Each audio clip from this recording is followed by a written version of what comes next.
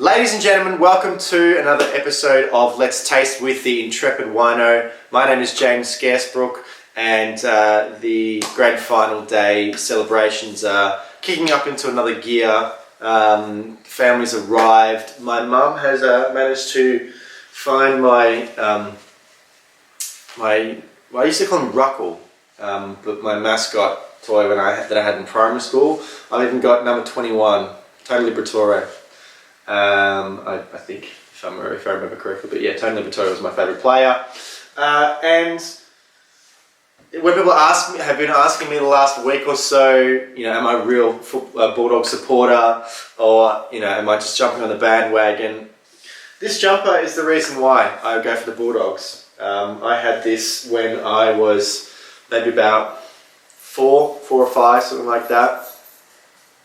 Got it second hand and thought, rather than go for the Bombers like my mum or the Hawks like my dad, I'd go for the team that I had the jumper for already. So that's why I've been a Bulldogs fan. So I'm so excited to watch the game today, and I'm also excited to be opening a bottle of wine from my cellar. I think I bought it. I must have maybe not. No, yeah, I must have bought it when I was working at Domaine Chandon in the Yarra Valley, and famously Yeringberg winery, they don't have a cellar door. They have an open day every year or a weekend maybe. And I think my boss at the time, Stephen, if you're watching this, hello, I hope you're well, took us over to have a look at the wines, and I came away with a bottle of the Chardonnay 2004. So that was probably, I guess, 2006. Yeah, that's when I was working at Chandon. So there you go. As it's a 12-year-old wine, I'm going to be safe, and I'm going to open with my tongs, just because I don't want to take any risks that the cork might have disintegrated slightly. So let's hopefully the wine is still in good condition.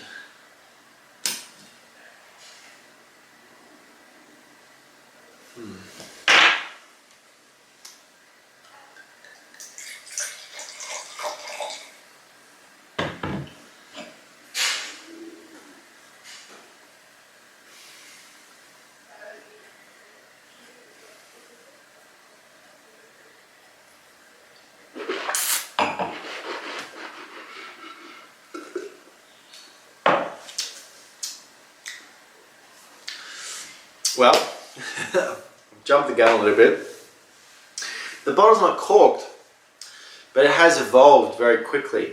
I don't think, it's looking as good as it can be. It might look a bit different in a little while. You can see that there is quite a bit of colour to it. It's got a rich gold and approaching sort of oniony kind of colour.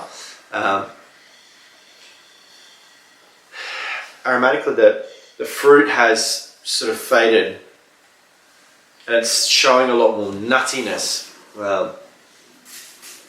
It's also kind of got an oxidative element to it as well. So I think that there might have been a little bit of air that's got into the bottle and just sort of sped up the aging process a little bit.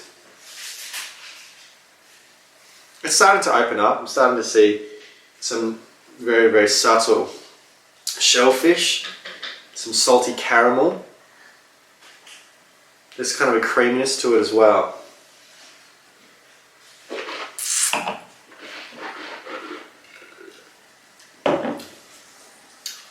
On the palate, it's very supple.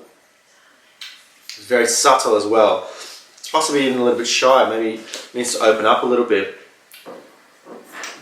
But it just doesn't quite carry through on the palate, so it's possible that it's not, the bottle's not in its best condition. But it should be interesting over the next couple of hours, particularly watching the grand final. Yeringberg, of course, very, very historic Yarra Valley wine producer. And for episode 100 of my podcast, the Vincast, I did have Guill de Pury as my very special guest because they made my Epiphany wine, 97 Pinot Noir. So definitely check out that episode of the Vincast. If you did like this video, please hit that like button, share, comment, subscribe to the Intrepid Wino YouTube channel. Come and visit me at intrepidwino.com. Follow me on social media at intrepidwino. But until next time, go the Bulldogs, and cheers.